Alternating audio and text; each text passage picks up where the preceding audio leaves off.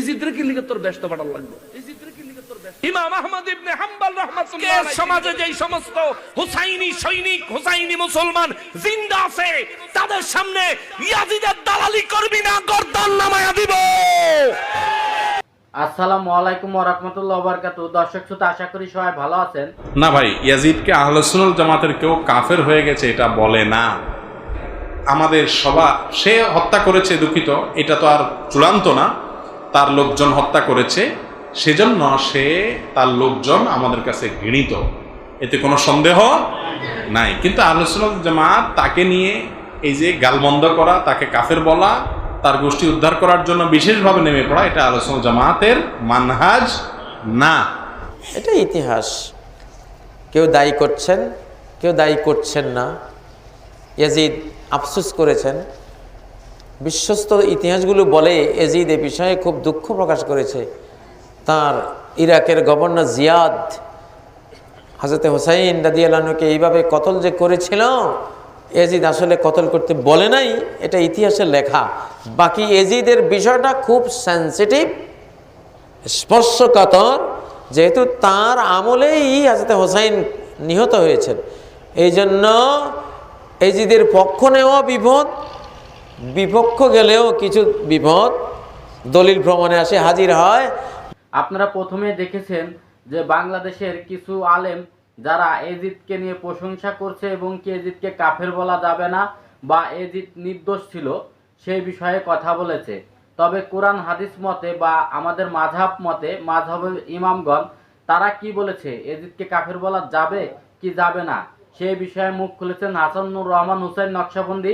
আজকে আপনাদেরকে এই ভিডিওতে বিস্তারিত দেখাবো। আপনারা যদি আমার চ্যানেল নতুন হয়ে থাকেন অবশ্যই চ্যানেলটি সাবস্ক্রাইব করুন এবং কি আপনার মূল্যবান মতামত কমেন্ট বক্সে জানিয়ে যাবেন। দর্শক শ্রোতা, কথা না বাড়িয়ে চলুন হাসানুর রহমান হুসাইন নকশবন্দি সাহেব তিনি কি বলেছে সেই ভিডিওটি দেখে আসি। দালালের ঘরের দালাল, তুই গিয়ে এজিদ তোর বাপের হলে হইয়া থাক কোল বালিশ বানাইয়া, আমরা কোনো অসুবিধা নেই। এজিদের দলালারাও বড় বড় ফাগরিয়ালা ছিল, মুফতিয়া ছিল, হাফেজা ছিল, আলেমা ছিল, মাওলানা সাবা ছিল। কিন্তু ইমাম হোসেন রাদিয়াল্লাহু তাআলা আনহুরে শহীদ করে দিয়া তারপরে তারা আজান দিয়া, একামত দিয়া জামাতে নামাজ পড়ছে। যেই নবী বলছেন হুসাইনুম মিন্নি ওয়া আনা মিন হুসাইন, হুসাইন আমার থেকে, আমি হুসাইন থেকে, নবী বলছেন। এরপরে হুসাইন রাদিয়াল্লাহু তাআলা আনহুরে শহীদ করে দিয়া তারা নামাজ পড়ে। হুসাইন রাদিয়াল্লাহু শহীদ করছে, আল্লাহ কি খুশি না নারাজ? জোরে কর। তোরা যে নামাজ পড়লো কার লাগিয়া? আল্লাহর লাগিয়া। আর আল্লাহ কি অগফরে আগেতেই খুশি না নারাজ? তা হেরা নামাজে কোনো কাম হইব? জোরে কোন কাম হইব? মানে হেগো দালাল যেটি আছে হেডি কইব হেরা কি তওবা টবা করার সুযোগ পাইতো না। এবারে আল্লাহর রাসূলকে কষ্ট দেওয়া কুফরি, আল্লাহকে কষ্ট দেওয়া কুফরি, আহলে বাইতে রাসূলদেরকে কষ্ট দেওয়া কুফরি, কুফরি, কুফরি, ঠিক কিনা বলেন? ইনাদেরকে কষ্ট দিলে ঈমান থাকে? ঈমান থাকে না। এরপরে তারা এখন দুঃখের ব্যাপার হলো আমার বাংলাদেশও এমন কিছু বাটফার বাইরিছে, তারা ইয়াজিদের রাদিয়াল্লাহু কয়, আবার ইয়াজিদের দোষ আছিল না কয়। দালালের ঘরে দালাল, আরে দালালের একটা ক্লাস আছে, তোর তো ক্লাস সারা দালাল রে, ঠিক না বলেন? তুই ক্লাস সারা দালাল, কম দামি দালাল তুই, ফাজিলের দল। এজিদরে তোমার করে রাদিয়াল্লাহু বানাই দিব, মুসলমান বানাই দিব, বেহেশত ফাটাই দিব কে? তুই এজিদের সামসা, এজিদ তোর বাপ লাগে রে সোর।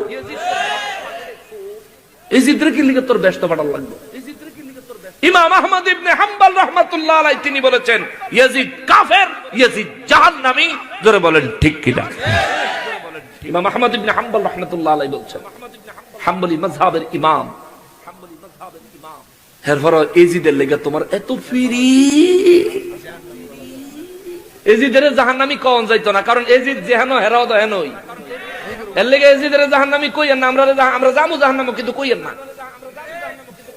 তোরা জাহান্নামে যাই গা, হেলিকপ্টার দিয়া যা, উপরে তেনে লাফাইয়া লাফাইয়া বর্গা, আমাদের কোনো অসুবিধা নাই।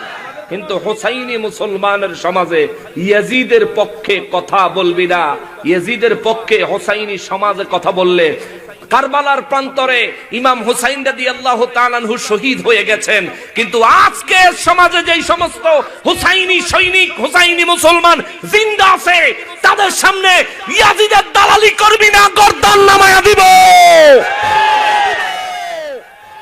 ইয়াজিদের দালালি করবি না, দালালের ঘরে দালাল।